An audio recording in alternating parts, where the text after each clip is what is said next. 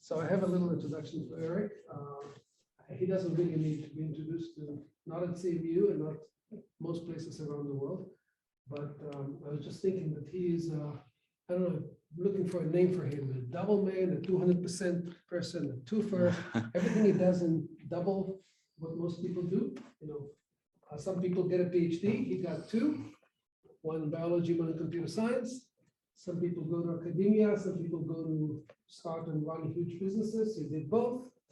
Some people are professors in one university. He is in two universities, double the students, double the publications. So everything comes in doubles. So wow, not really. I'm trying to get there. It's being challenging. All right, take it away. Pleasure. Great. Just want to make sure for folks online, can you hear me and see the slides? Great, thank you so much. And thank you, Ronnie, for coming over in person to introduce me. And you have so many nice words to me, and I hope I can deserve that. I'm still trying very hard to keep my foot on the ground right now. Yeah, so it's been a while. I mean, it's amazing. This is probably one of my first in-person presentation in the past 3 years. I'm still learning how to actually go back in front of an audience, a real audience, and not watching my screen and do the presentation. I hope you can bear with me if I start to fumble myself or lose the words. And yeah, so I'm right now, on leave, from here, and trying to help building a new university in the country of UAE. But as Ronnie said, I'm still a professor here. I'm working with quite a few students. Some of them are here in the audience. And what I'm going to present today is almost like a reporting card for what happened to my group and to myself, research-wise, in my work. And this is a talk that has a big title, from learning to meta learning to Lego learning, which kind of summarizes a number of projects that I did with my students and collaborators, which are listed here in the past 2 or 3 years. I think they contain anywhere from 20 to 30 papers. So I will go into depth on some of the subjects, but also maybe stay at a high level over some other subjects. I'm happy to dive in, on any details if you are interested, either online or offline. But bear with me if I sound superficial, from point to point on certain topics. All right. So as you can see, I'm trying to work with my colleagues and students and collaborators to look around for some bigger learning problems, mostly coming from my own experiences of building startups, for example, as Ronnie mentioned, and also working with collaborators in solving their problems, mostly in the applied space. And also, for people who work in the applied space, there is a culture of doing the band-aid so-called solutions, right? Putting things together, just get it barely work. But the more I work on this type of band-aid problems and solutions, the more I find that they are unsustainable, and also they pose a lot of cost issue, risk issue, security issue, so on and so on. So what I'm trying to do today is to present maybe a pathway toward in the future a more productionized and a more autonomous way of doing AI, right? So let me get started. I guess here is a starting point. I think we are all very, very familiar with, right? We use benchmark data sets all over the, all the time, and we submit our papers, based on, leaderboard results, and we get a better luck to get our paper submitted if we clear the leaderboard or take a good spot over there. That has been a major propeller, in fact, for our research, which actually has been great because, it gets a lot of, advancements, in all dimensions, applied and the theory. But on the other hand, it also creates a bottleneck. In fact, one of the bottlenecks I personally felt a little bit less than comfortable is that we, academic community in the university, are becoming more and more marginalized, in light of such, power-hungry, money-hungry way of doing research, right? For example, this trend of gigantic monster models, we just cannot lay our hands on it most of the time unless you join a company to do your intern and also be part of a major project. And if you are lucky, you can contribute a few lines of code, but in many cases, you will become a passive user, to find a embedding representation of your data and then go from there to do the downstream applications. I think it is valuable, but I hope this is not the only way, right? We can do research. And on the other hand, when we talk about the real world applications, such as this one that I'm very passionate about, building healthcare related applications, the kind of a big model is less than adequate, right? Because first of all, we will be dealing with a large amount of heterogeneous and oftentimes low quality data of all kinds. They are multimodal, they are text, image, lab results, time series, and all that. And your goal is to build a model, maybe a solution. I shouldn't say a model because one model is definitely not enough to come up with a actionable predictions, for example, or maybe some kind of understanding about the disease, right? And a hallmark of problems of this kind is the diversity and the richness of data. I don't even believe they should be called data. They should be called experiences because other than just the typical image, text, and time series data, you now have a whole collection of rules, say in the medical space, that you need to respect and maybe utilize. You have the knowledge graph, providing structured knowledge of the field. If you have a chance to interact with the environment and even receive signals, you may find yourself receiving rewards through your action. And then sometimes you may be in a adversarial or collaborative environment that there are other agents running either the same algorithm or a different algorithm, or just by a person sitting there giving you some kind of responses, right? Of course, you can also imitate some masters for their place. So there are all sorts of experiences.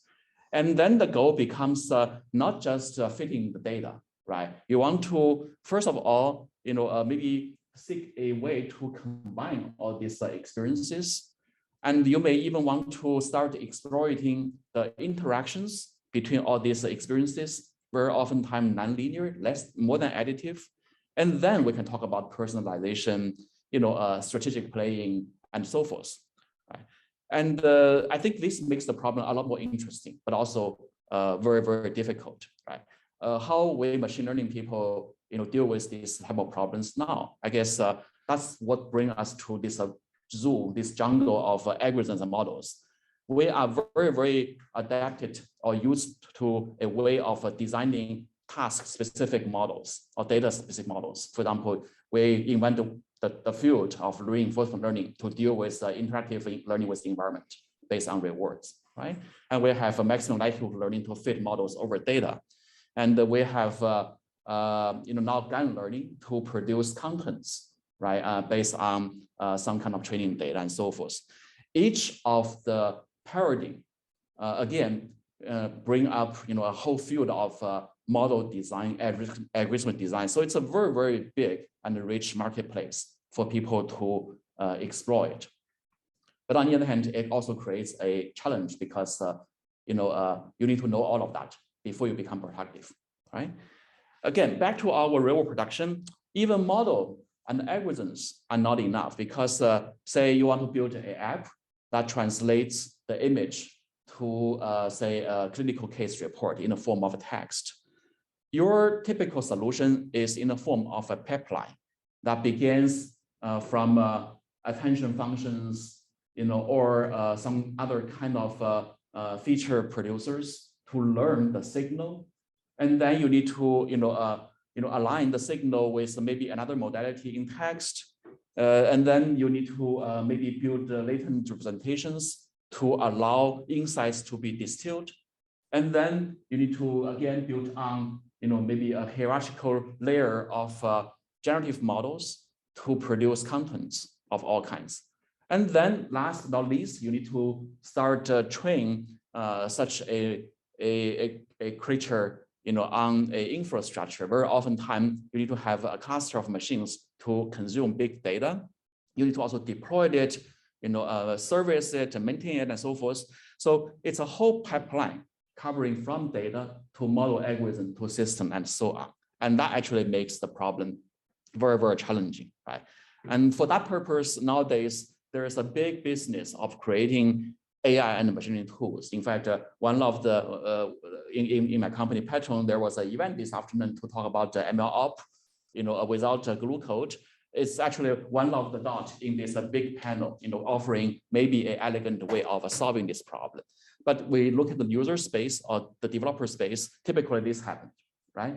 To build, say, one system, say a QA, you need to navigate this jungle and find tools here and there, and to make sure that they can talk to each other, because you're using one tool to deal with one function, maybe written in Python, maybe another tool to deal with another function, maybe written in TensorFlow and so forth. There's a big heterogeneity, right? And then to make things even more interesting, once you switch to a different application, you're going to do this navigation again in a different way, and so on. And this could happen even within a single company, because very often one company, even a small one, needs to be working on multiple problems, right? So that creates really a huge challenge, in machine learning production, which is not limited only to inventing a new model. So with travelers, these days I stopped travel too much, but I used to travel a lot. One of the big headache I used to experience in travel is how to really put my power plug, into the outlet, because they are all different in different countries, right? That's why, this universal adapter was invented, so that you can at least, keep your computer alive when you go to different places. Such a thing doesn't exist right now in machine learning, okay, in AI. So that's why, our life has been very interesting and challenging as a machine learning developer. I believe to make that our invention, our work really go to the market or go to people's hand, a lot of efforts are needed at all levels, not just theory or math level of machine learning innovation, which now is called MLOps. And the way we do now is less than offering predictable and high quality results, right? Just even talking about the building models, how we build models right now, I'm not sure. In fact, I see many very, very creative approaches, but they are not very, very universal, right? And how to build and compose model is already a problem we need to begin to face.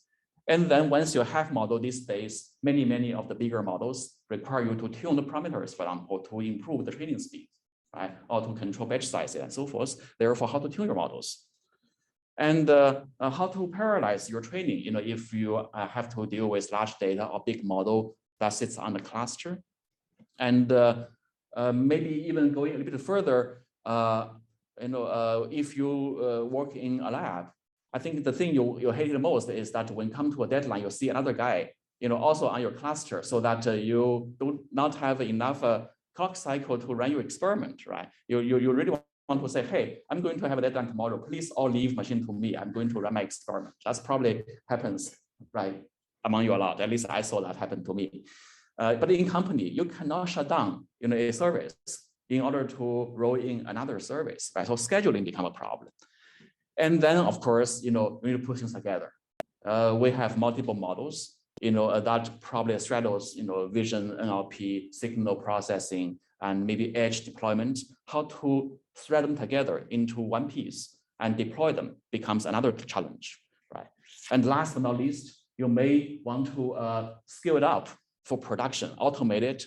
And right now, I think it's very hard to even figure out where to begin this whole process, because it's so heterogeneous and complicated. So I'm painting kind of a slightly less optimistic picture in our world of ML production, but I think there are hope, right? So what I'm going to talk about today is to kind of present, a mathematically more elegant model-based optimization approach throughout MLOps, so that we can use a kind of principled and predictable manner, to do even production level AI. again, we are just scratching the surface of the whole problem. So I'm going to just offer some insights and some early results in each of the key points in this whole landscape. I'm going to, talk about learning in a standardized fashion using a standard model. I will then talk about how to do learning to learn, meta learning, using also a very generic, universally, applicable approach known as a Bayesian optimization. And finally, I'm going to discuss a little bit about how to put things together like you play Lego. Okay. So learning with a standard equation, why that's interesting? Because I guess there is certainly an incentive to move from here to here. You don't want to really every time, start from scratch and do a whole wall of equations, figure out the details without having a blueprint in your mind, right? And we know that you have to really have a vast amount of knowledge to even be able to understand what is available now in our business in terms of models and algorithms. And this is actually the state of being right now in machine learning, and it was the state of being in almost every science. Okay, for example, physics. If you wind back the time to go to the early time of the 18th century, even electricity and magnetism was considered to be two phenomena, and each actually has a set of equations by multiple people. These are the pictures who contributed to the development of the electromagnetic theory, right? You've heard about Coulomb's law, Ampere's law, Faraday's law, Gauss' field, and Newton proposed a particle version of the light, and Huygens proposed a wave version of the light. All these look so disparate from each other, right? And you can imagine a physics major then would be very difficult, kind of having a difficult life because it would learn all this, which all appear different.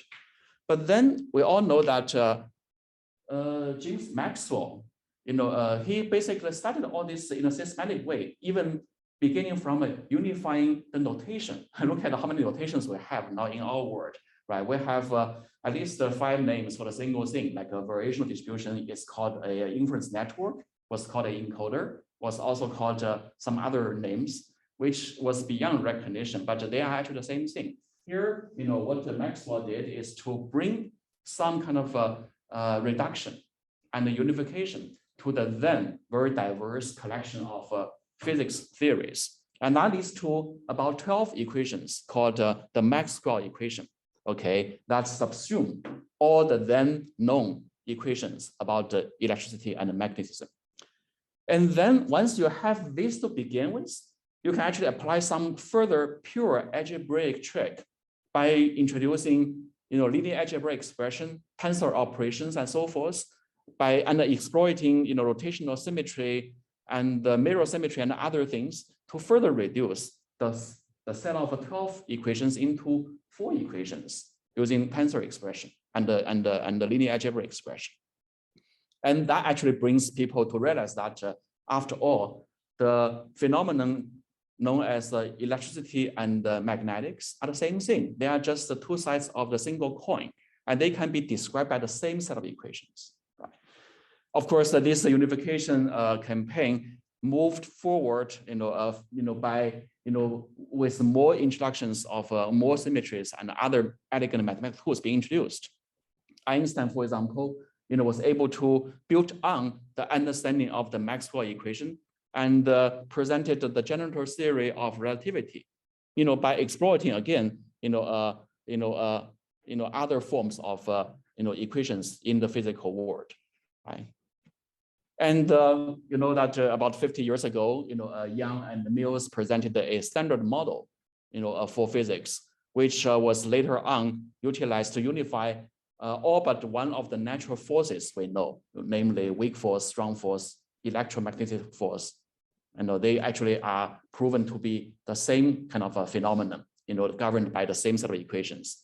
Now people are hoping that gravitational force may be proven or disproved to be one of that to complete this full picture of grand unification in physics. Right?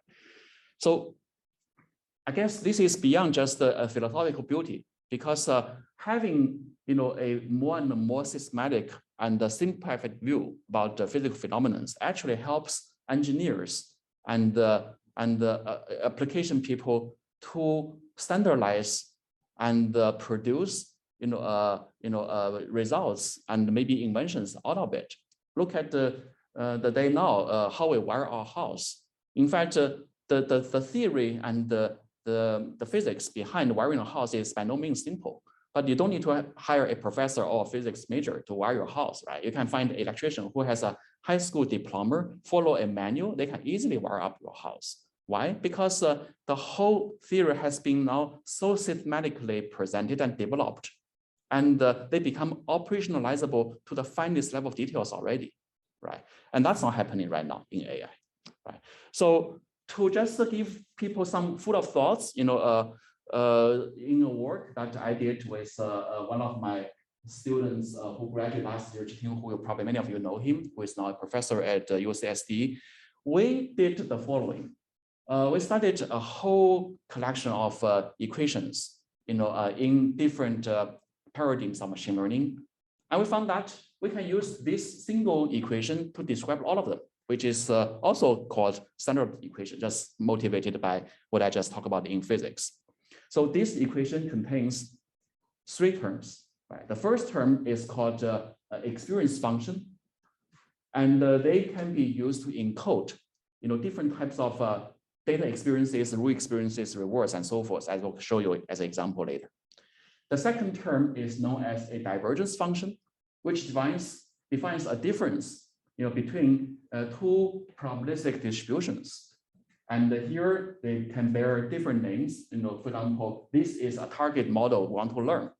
And the Q is actually a variational distribution, which can be used as a ladder to attract the target model closer to the data through a iterative algorithm. We use that kind of a teacher's mechanism very often in our EM type of learning algorithms, right? So here is where the dynamics was kind of induced through this divergence function.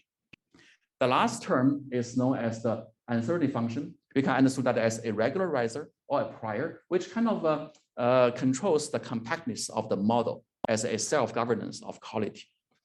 It turns out that you can plug in specific instantiations to each of these functions to recover your very familiar, classical machine learning algorithms.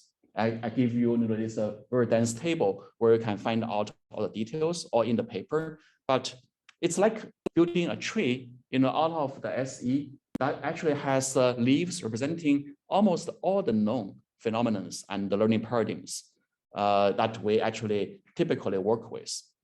I will give you a few examples of how they look like. For example, we start from the standard equation, and in this case, I'm going to introduce data experience, okay, by just plug in a very trivial instantiation function, which is a delta function over data, okay, taking expectation over the distribution. And then once you plug this into the standard model, you will see this term, which actually is exactly the negative variational lower bound, okay, we use in maximum likelihood learning. Making things a little bit more fancy, let's replace the data experience with the so-called Oracle data experience. Well, in the Oracle data experience, we have the two more assumptions. One is that, first of all, for every data points, we're going to define some quality measure, in this case, an informativeness measure of the data. And then we also can assume that the data can be drawn from an Oracle so that you have a control over where and how often you obtain the data. And then plug in these two sources of information into this newly instantiated experience function, just plug in additively, and then plug them back into that. You actually can get to this algorithm, which actually is equivalent to the active learning algorithm that was proposed more than a decade ago. They are just equivalent. Okay. Going on, let's now try some even more advanced experience. For example, the reward experience. Right, we all know that this is a function defined over a action state pair, which can be parameterized, right? And then you just plug in that as a experience function, and then you define your teacher and the student function accordingly to be the product of a initial state distribution and also the ongoing state action pair and plug them back into the standard model, you actually will get the following estimator, which is actually equivalent to the policy gradient algorithm in reinforcement learning. So I can go on and recover each one of the current learning paradigms for you, but I'm going to stop here and maybe give you, okay, all I did here is to re-instantiate the experience function. How about the other functions? Here is another example before I stop, right? You can actually now turn your attention to the divergence function. In the previous examples, the divergence function is just a simple cross entropy between the Q and P. But I can also use, say, a Jensen-Shannon divergence into that. It turns out that once you plug this in and keep everything else the same, you actually will be able to derive the vanilla GAN model. Okay, and you can manipulate even more about how to change experiences and how to introduce a new divergence function. For example, the F divergence, or the Weierstrass divergence. Then you can get other forms of GAN model as well. So I want to stop here just by summarizing. It is possible to use at least a standard equation to recover or to generalize to all the existing major paradigms of machine learning. It at least provides some intellectual clarity over how to understand the interplay between all these mechanisms. But I argue that I'm not here just to play math and try to write equations one way or the other. This is a tricky thing, interesting, but we are, at least, I always identify myself as an engineer. I want to actually get something done, using this kind of idea. I think there are some real advantages that could make this approach very attractive. First of all, I said that many of the current machine learning practical problems entails multiple experiences. How to integrate them right now? How do you actually, learn in a maximum likelihood way directly from example, but also utilize rewards, right? Right now, there isn't a clear kind of a trivial approach to do that. But you will see very soon that learning from all experiences can be very trivial, in the setting I just presented. And then once you make that happen, you can definitely do additional mathematical manipulation to enable the experience to interact. And of course, that provides you a new paradigm for theoretical analysis, because in the past, we analyze a particular function, say a classifier, or something with a very rigorous assumption of the loss function and so forth. And then the results of a convergence of generalizability robustness only applies to that particular model. What if you replace the model with the standard equation? Then if you can get any formal results, they will apply to all these different learning paradigms that you could use. Right? And again, I can have additional benefits. Maybe one last benefit that is more operationalizationally benefiting is to allow you a compositional way of building models. So let's just see a few examples. This is the probably most intuitive way of seeing the value, right? I'm going to replace now the f function with a weighted sum of multiple f's, okay? And this is particularly interesting in training language models. In a paper I wrote with Zhiting many, many years ago called controlled text generation, right now it becomes one of the cornerstones in this whole business of generating text. We need to train, language generator models, to satisfy multiple dimensions of desires, right? First of all, you need to boost the BLEU score because the language has to be, smooth, has to be like a natural language. Therefore, you want to definitely train a powerful, a language model.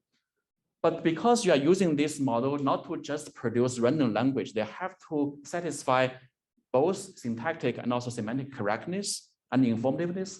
You may want to introduce a few linguistic rules or maybe even broader set of knowledge rules, right? And finally, if you are using this for a conversation system for a targeted audience, say anti-depression, for example, you want to make sure that your mood is correct, right? There should be some sentiment, some positive sentiment, for example, in your production. Therefore, there are experiences needed in many different ways. And in the context of a standard model, this becomes very trivial. You just basically put your training data, each, toward a particular type of experience together, and using this loss function instead. And then you can generate a language model that is both linguistically correct, following the rule, and also having the right sentiment. This example shows you the same type of practice, but it's kind of a more visually appreciable. Here I'm presenting a computer vision application of building, say, a virtual try-on app. Say in your iPhone, you want to walk into a store without waiting for the changing room. You see yourself in a particular dress with different gestures and all that. Again, training that is very difficult because you don't have enough data, for every dress of every body pose, to try on and produce a good image, right? So what you have maybe are just a few gestures and a few different addresses. But on the other hand, we can also benefit from the known rules of human gesture, in terms of how their body parts position against each other and so forth, right? So all these again can be combined, and also these rules doesn't have to be that stiff, right? You can have a learnable rule by introducing parameterized weights. And then suddenly you have a soft rule, which gives you more flexibility of adjusting, or extrapolating over unseen gestures. Right? So you can see actually from this demonstration how this, additively more and more, diverse amount of knowledge can impact the quality of training. We begin from the source data, and also begin from the source, constraints. And here, no constraint was used. You just basically train your basic model and then try to extrapolate into a new gesture with a new dress. And you can see the quality of the image is really poor because you suffer from data insufficiency problems. Right? GAN model actually relies a lot, on adequate kind of instances of your data. Now you can introduce a few fixed rules. They start to become a little bit better, but still very awkward. And then you can actually add learnable rules. You can see the quality become closer to a true target. True target means that you actually have that kind of pictures, in the database, and then you can extrapolate directly from there. Another dimension of benefits of using a standard equation with all the models and algorithms being put under a single umbrella is the so-called algorithmic repurposing. Again, there's this whole business, in machine learning research, developing just algorithms, more efficient ones, better behaving ones for solving a particular type of model. And that I personally find the field of reinforcement learning to be particularly productive and innovative because obviously RL is a very difficult training problem. You need to deal with problems like stability and the convergence speed and so forth, on. Therefore, lots of good ideas was invented over there, right? So here we ask, can we use some of the ideas here to learn other models? For example, I show you an example of learning intrinsic weights to learn now the rules in posterior regularization. Why? Because in posterior regularization, as of now, we are only able to give a set of given rules, okay? And using some trivial hyperparameters, which are not learnable. And then you basically will treat that as a tuning problem. You tune the parameters rather than learn the parameters to get a convergence. But in reinforcement learning, we knew that the rewards can be decomposed into an intrinsic one and an extrinsic one, and then get them parameterized. And then you can run a policy gradient to actually learn those weights, right? So now we'll just replace such a reward experience with the rule experiences, which are also parameterized. And then the same algorithm that worked here just directly comes to here and produce results. Very trivial. You can similarly use the same idea to learn not the weights of the rules, but the weights of the data points, gives you now augmented data learning, okay? Last but not least, you can also harvest or take advantage of some strong behaviors of learning algorithms. For example, in policy gradient, there is a variant called the proximal policy gradient, which allow you to smoothly navigate the contour of the learning function to avoid them from getting divergent behaviors, right? And similar ideas was also practiced in MLE, where you have importance weighting mechanisms to carefully gauge, the impact of a data point. And these ideas has been working in those in the classical domain, but now in GAN, people actually start to face the same problem. We all probably know that the GAN models are very, very difficult to train. It's just like an untrainable beast. It's very often time once you put the new data point, the model just go away, become divergent, right? And you need to kind of meticulously tune the weights and so forth. Now let's see, how those very well-known algorithms in other domains can come in and help. So here I show a redeployment of the PPO algorithm in training the GAN models. And you can see this a nice blue curve, allowing you to stay, in a very controlled way, next to the point you want to update without going divergent, through the addition of a single data point. And on here, you can see the effect of importance weighting, which was used in variational inferences to, again, control the stability of the models. So it looks like many of the ideas, algorithmically developed, in different domains can be reused. In fact, there may be even a perspective that you need only one algorithm in the future, which is known as could be called a master algorithm. Why? Because after all, under the standard equation, you can actually only focus on one very, very generic and morphable training function, right? And then you can directly apply, either a probabilistic functional gradient or just convex optimization over this objective. And you can actually get arrived at this set of alternating equations, which can be generically used to train the P and also the parameters, right? So this equation, I believe, probably looks familiar to you already, right? It looks like a EM algorithm, in fact. And in the so-called E step or generalized E step, you are basically updating your teacher function by augmenting your student function with new evidences and then renormalize to make them work. And then in the M step, we are going to bring closer the student and teacher by minimizing some kind of divergence, right? And under this framework, I think a lot of innovation has already happened, right? I said about all these new ideas invented over the past many years to make all these algorithms behave even better and more desirable. And also there are even some advanced ideas which hasn't been very, very widely used, outside of certain domain to be applied to this equation or to this set of master algorithms, such as introducing the kernel trick. What is kernel trick? Kernel trick is basically, an operator applied to the convex dual form of the learning equation, where you see the features start to, having this dot product effect that they start to interact. And then you replace basically the dot product with a kernel function, right? And then you say that this kernel function implicitly project the original features in some high dimensional linear space. But in practice, you recover some very fancy and useful nonlinear effects. So now with this generic function, you can apply the trick there as well to start to see different experiences interacting nonlinearly without explicitly finding a representation or embedding of those experiences. Right? So these are the kind of tricks I just want to kind of highlight as an opportunity down the road, to study. Probabilistic functional descent was recently also a major kind of turnkey approach to derive optimizers of this equation in the functional space. We haven't looked too deep into that yet, but I believe there are a lot of potentials to unlock over there. All right, so that's where I want to stop about talking about learning, because I think under the hood of a standard model or standard equation, there are a lot more to be exploited before beyond what I just described.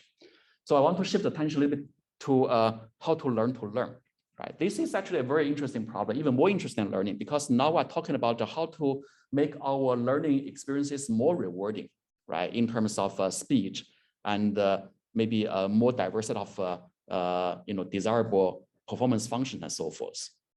And I'm going to be talking about a very generic model-based optimization approach and some extensions beyond that. Again, just to recap a little bit, learning to learn is basically concerning how to best the effort of learning. And here are some of the space which are already being exploited, right? Learning hyperparameters, the most obvious one, like learning rates, batch sizes, right? And hyperparameter weight, if you are talking about Bayesian inferences, that is hyperparameters in the priors and so forth. So this can be learnable, right?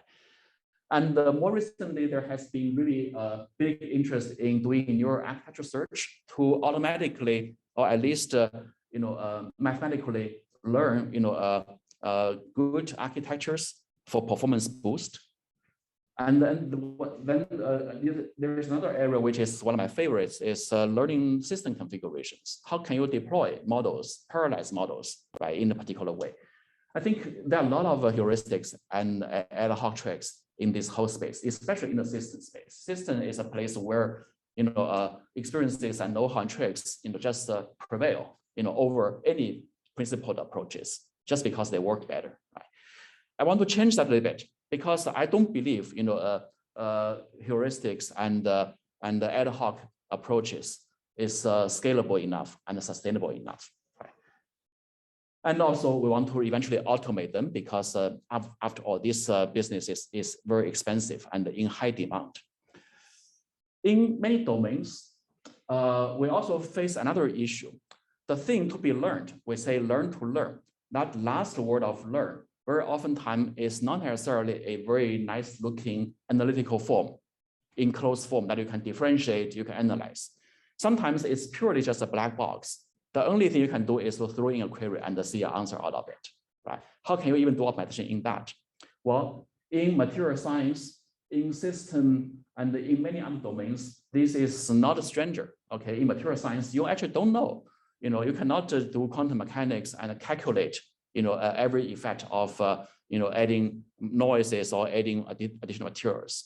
The only thing you do is to do experiment, but there is a way to do experiment smarter, right?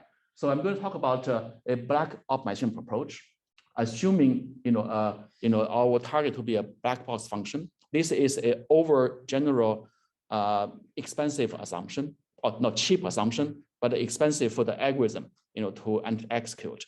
But the good aspect is that it is very generic because you really can, use this approach for any problems. Let's see, is there any hope to make it also reasonably efficient?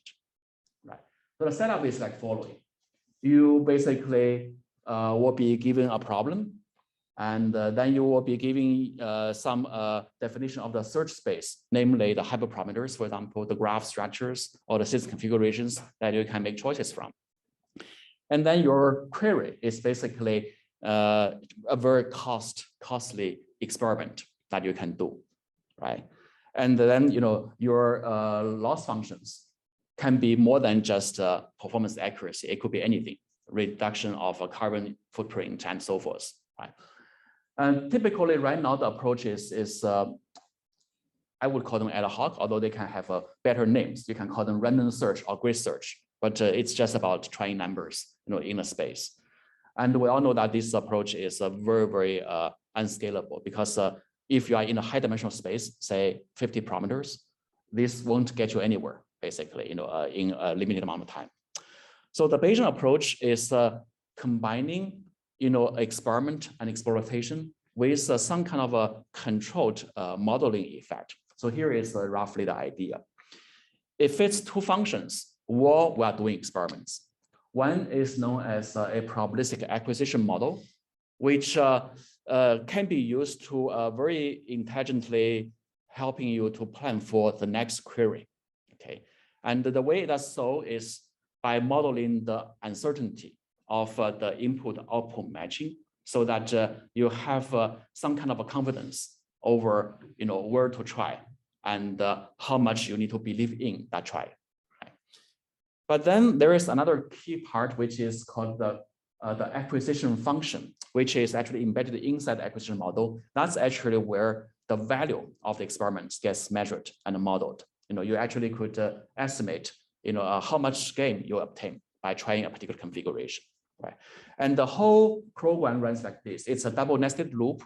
In the outer loop, you learn the probabilistic acquisition model, and in the inner loop, which looks like this, it's a distribution over functions, right? And then in the inner loop, you learn a probabilistic, not probabilistic, it's a deterministic acquisition model, acquisition function, which gives you a mapping between the value of the output and the input configuration.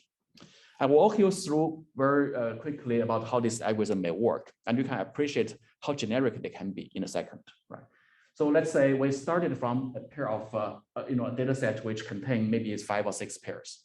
That's basically the less than directional experiments, either by yourself or given to you by your predecessor. You can already fit them into a function, but by introducing, say, a Gaussian process prior, you can imagine that this function has a lot of uncertainty because you have just too few data points. But again, it is already an estimator in the form of a posterior distribution of the functionals, right? And then you can also start to calculate, the probability, the acquisition function. I'm going to skip how that is calculated. It is utilizing some kind of information theoretic measure of the informativeness, of the experiments, but I'm going to skip details. Now assume that we have the current form of the acquisition function. What you can do is to now greedily search for the next best point, okay, to experiment.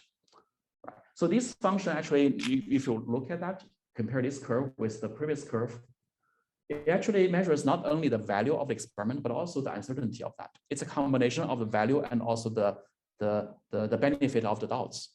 Okay, that's why you can see that there are still some bumps, some peaks, which actually points to regions where you have a high degree of uncertainty, and that's where you want to give the next try. Right? So in combination of these 2 drives, you can find the best experiment for the next time. You collect your answer, and then you have 1 more data point. You update your functions. So that's basically how the whole set of functions, a pair of functions, are learned. And this approach is extremely generic, and also it's reasonably scalable over high dimensions. And here I show you the experiments across different models. For example, here we have random forest model, we have regression model, we have a deep learning models, and the number of hyperparameters range from 6 to 100. And in almost all the cases, they're not always the best, but they are among the best model to give you a very fast kind of a convergence and the reduction of the experimental expenses. But what's more interesting is that this approach is indeed built for generic applications. For example, we can use the same idea for neural architecture search. How it happens? Remember, the way I model the posterior distribution of the function of the probabilistic acquisition model is to use a Gaussian process. So in Gaussian process, all you need is actually the pairwise divergence function between 2 functionals rather than their direct expression. Right? So what you need is basically a distance between 2 configurations. So all you need in here is to now find a way to measure distances between, say, 2 neural architectures. So that's where we applied a technique known as the optimal transporter, just to measure distances. You can use other distance if you like. And then the same mechanism that we built earlier for HPO now applies to maps. You can almost visualize that this network are just now unfolding on a particular axis or maybe a particular plane for you to systematically pick from. Right? And now, of course, you can introduce another neural network here to just be the acquisition model to allow nonlinear phenomena and the outcomes to happen. So I'm going to skip the details about how exactly it worked, but the idea hopefully is clear enough. Another application area is to model systems. Again, in system, there is a way actually to bring some more principles, in order to characterize the behavior. For example, if you talk to a pure system folk, I guess what you hear is that I want to push for throughputs. I want to build a parameter server or some kind of system that eats your data as fast as possible. That's known as a throughput. The unit of data, the amount of data that can be processed per unit time. And sometimes the way machine learning people with statisticians could laugh or smile at least, because there is a statistical efficiency issue that is hiding behind the math, right? You may compute your gradient over a zillion data points, but they make you little progress because they are either redundant or they are of a poor quality or so forth. Therefore, in our case, machine learning people often design algorithms which really push for statistical efficiency. And this throughput and this statistical efficiency usually are functions of some tuning parameters, such as like batch size, right? Such as learning rates and so forth. So for people to maybe systematically optimize a trade-off between, let's say, statistical efficiency and the throughput, we need to define a new measure. So in a paper we published last year in OSDI, which won the Best Paper Award, we actually proposed a new measure known as the goodput that combines these two sources of benefits in building a system. And then we threw in a BO algorithm to start figuring out the best configurations in the space of, say, learning rates and batch sizes and others. Right? So that's another example where model-based optimization can be useful. And there actually are some new areas I want to look into, which we haven't really started to in a big way yet. Hopefully, that will catch your interest, to look into. Some of my students in the group probably already are on that, but hopefully you can see some more inspirations here. Right? So amortized auto-tuning. So again, auto-tuning is an expensive business. Even with the BO, you can see that you need to throw in an experiment, retrain the model, and get the output, which is an expensive thing even for one step. Right? But on the other hand, you want to ask the following question. We every time innovate a model, how much they are different from my previous models? It's probably adding a layer, right? Adding a transformer, or adding an attention unit, or maybe a couple of attention unit, or maybe expanding the width of the network a little bit more. It's actually, a very modest augmentation oftentimes over the model space, right? In a sense, your tuning task fall into different families possibly. Maybe you are on the one hand tuning a convolution neural network.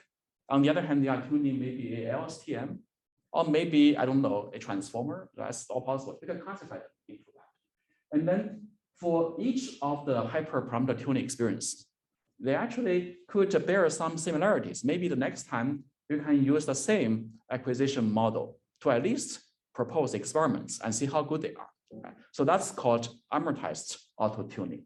You can classify your tasks in this case and save them in the database together with the experimental traits, the results of experiments and so forth. And then when you have a new task, you just fit over the examples in the database and see which one is closest to it. And then use the earlier acquisition model and acquisition function as it is and start doing your new experiments.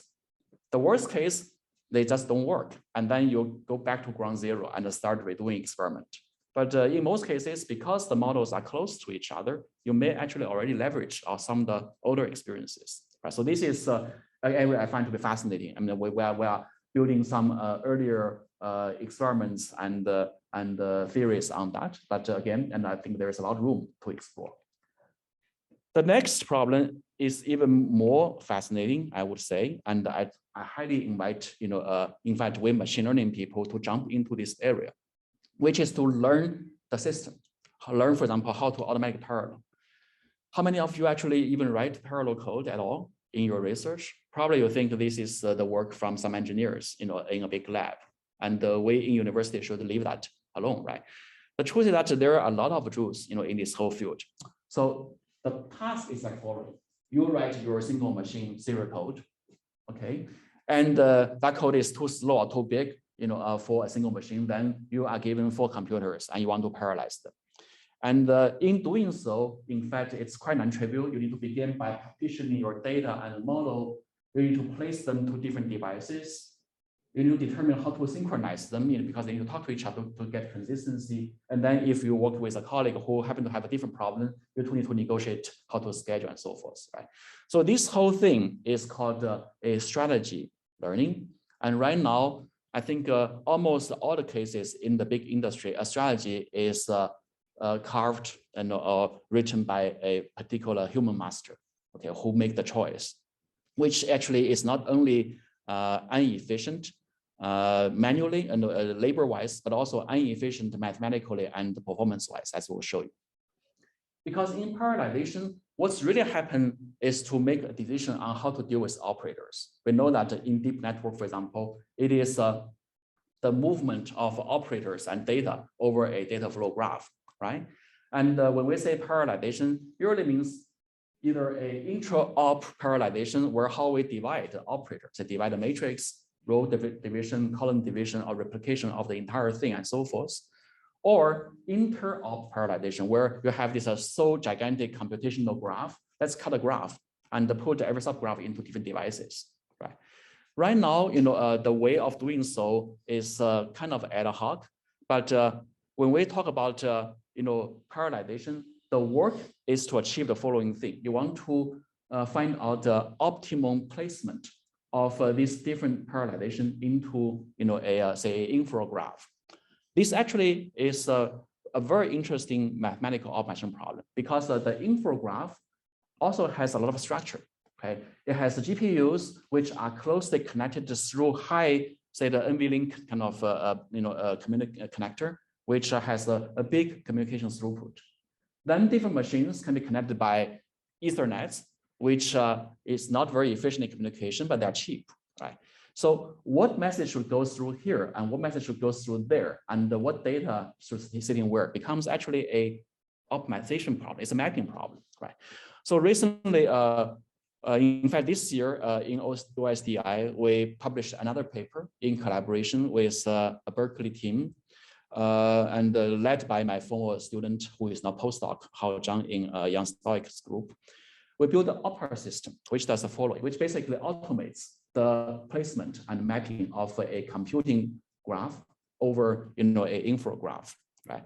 So imagine that we started from this big computer graph, a computing graph. By the way, it is not as small as this is, okay? For a typical, say, a BERT model, this could be millions of nodes. It's impossible, in fact, for a person, a human being, to step in and do the carving and do the division.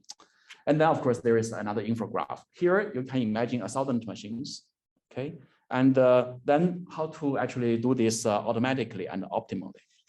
What happens is that you can first cut the graph into big pieces and then map them into the sub-meshes of the cluster mesh. And then within the mesh, you can do a more fine-grained optimization of the intra-op kind of units to different GPU cores inside the mesh, right?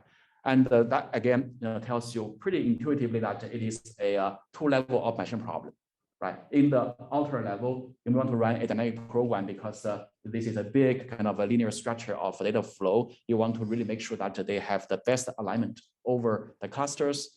And then internally, you can actually set up an integer programming operator and operation to make sure that the intra-op and the sub-mesh structures are best aligned. Again, the performance, this approach, I didn't say anything about what structure it works and what type of infra it works. It's actually meant to be very generic. So here I show you a small set of experiments, right? So we used alpha to automatically parallelize the training of a GPT-3 type of model, big model, right? So these type of models is highly specialized and also receiving, almost like a VIP services from the engineers to design optimum parallelization, such as the Megatron element model, right? And the alpha parallelization you can see here at different size of the cluster almost run on par with a specialized manual system for distribution. But of course, this specialized manual system is only working for GPT-3. We actually use alpha for some other tasks, such as the mixture of expert model, which was done by DeepSpeed. Again, this is a model that requires, some meticulous kind of a manual tuning and design to parallelization. And our system outperform, the baseline, manual baseline by 8-folds. Then there's another model which is kind of interesting, the wide ResNet. So far in the publication, there hasn't really been, a convincing optimum parallelization of this model at all, because the model itself, I don't know whether they work with that. It's a very heterogeneous model with kind of different substructures in the graph all over the place. It's very hard to really find the best way to parallelize and place it. So APA did a very good job, in finding the now state-of-the-art parallelization performance over training. Again, so I think in meta learning, I meant to say it's a big space that is going beyond just tuning parameters. right? And you can actually use this approach in a variety of different problems, for optimal outcome. So with that, I want to close with a few more, how should I say, higher level vision that I see to be enabled from what we have done so far. Toward Lego learning. So why I want to start talking about a more kind of robotic and standardized approach. It's because when we do research, we need to bear in mind that the eventual outcome is not a table or a graph in a paper, right? It is something like this. You need to build a system. And in the system, there are a lot of characteristics, that we need to respect. For example, it is a multi kind of a module pipeline that is very heterogeneous. You need to pre-processing, you need to train models, you need to do ranking and so forth. And then, when you put them into a production, you need to take care of the entire life cycle of the models, which of course start from analyzing data and training the model and inference, but also need to do evaluation, deployments, many experimentations, right? So right now, how people do it? Well, it's I would say many moving parts, and you need to basically try many different combinations of tricks and so forth. Although the end outcome is end to end, but internally there's still a lot of messy practices. Right. So first of all, I think we would probably agree that at least the subject of work now is no longer a model. It's actually a pipeline, right?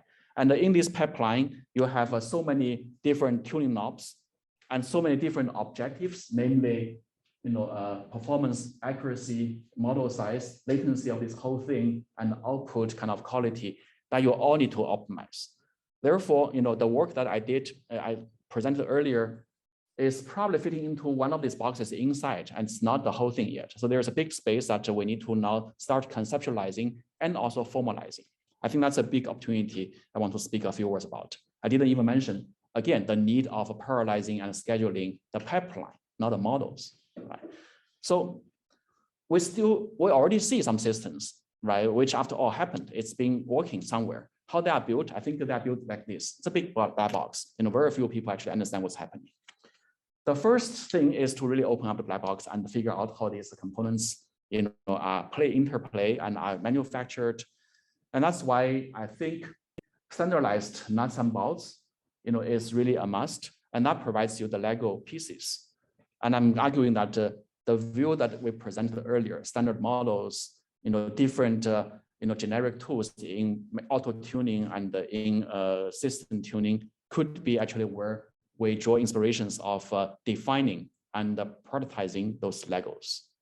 And then, of course, there should be standardized architecture and the workflow that allows you to assemble all this, right?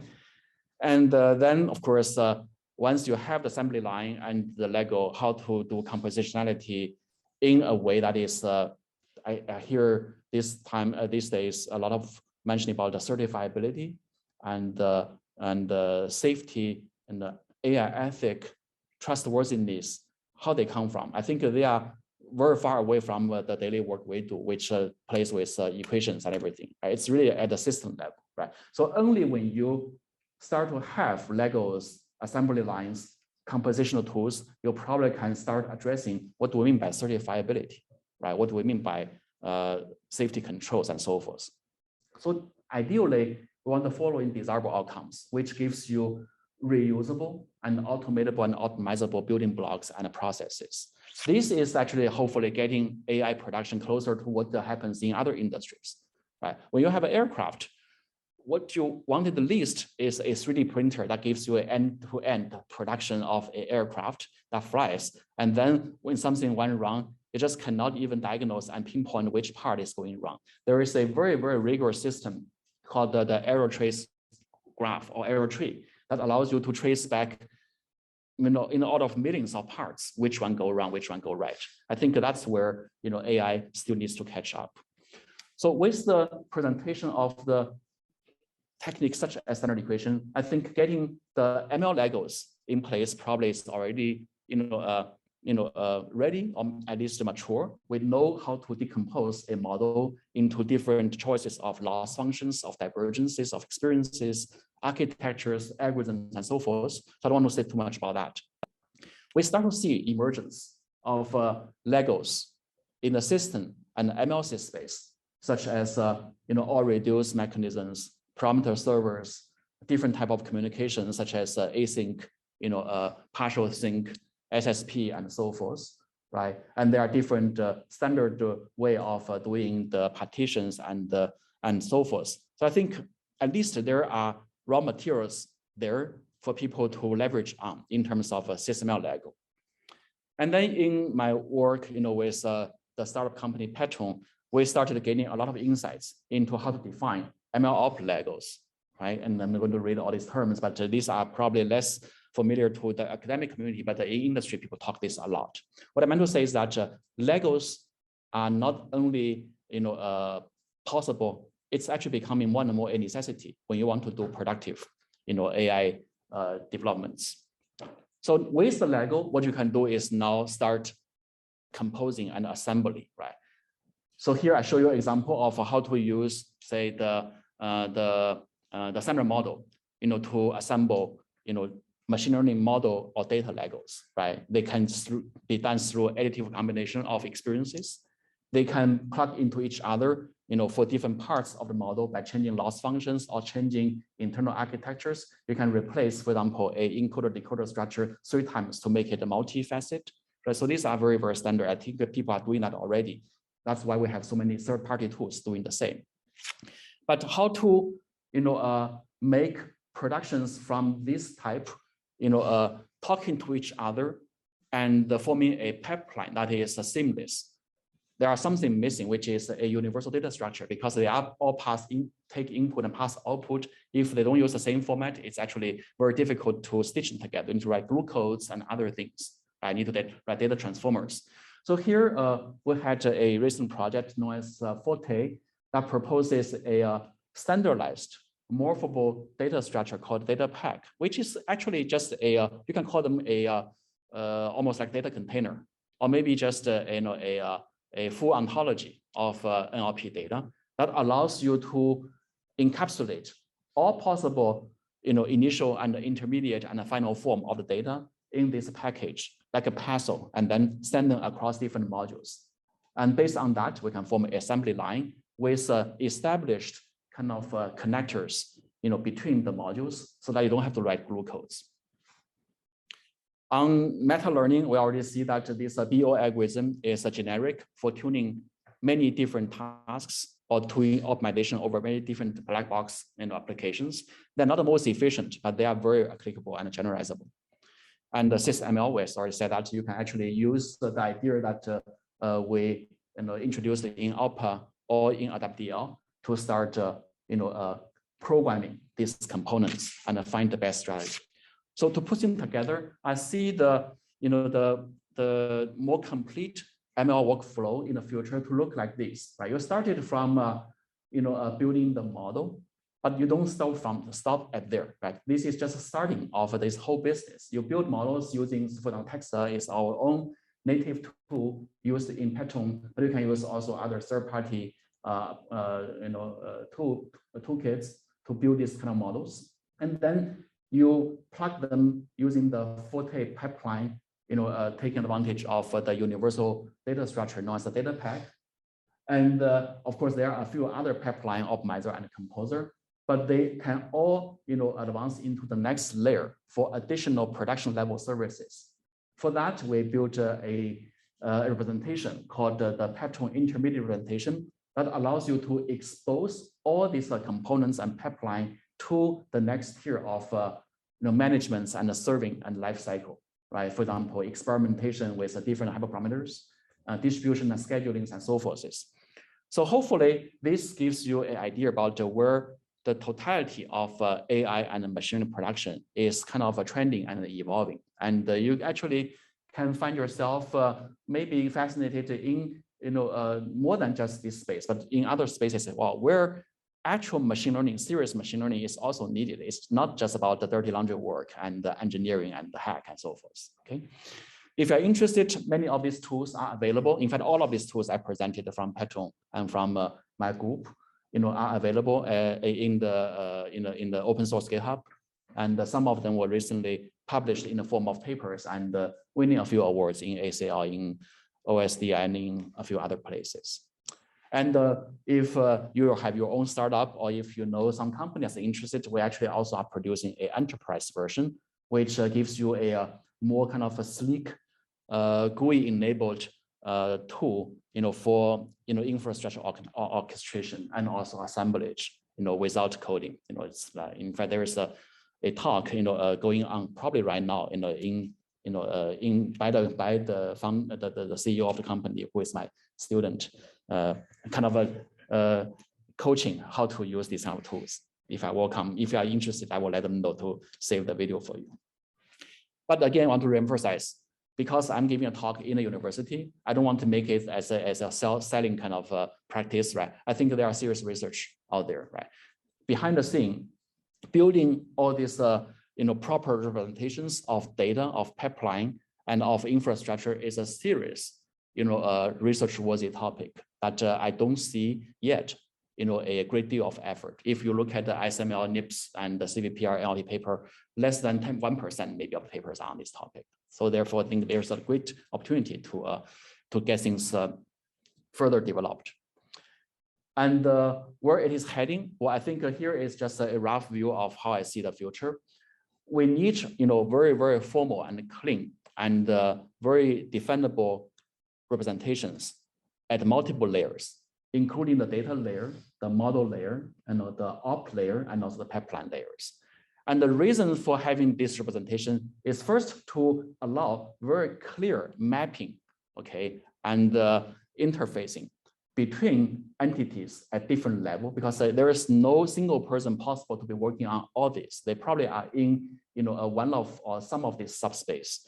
But then you need to find your counterpart to pass your work to the next hands, right? So I think this representation is highly interesting in enabling that. But then you need to allow our entire production to be interfacing with the infrastructure.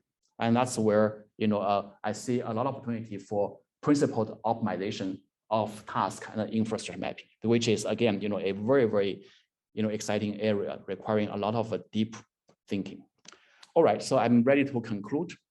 The goal of this talk and this body of work is to really try steering our work in machine learning from a practice like this to a practice like this, which what I call industrialization and productization. Right?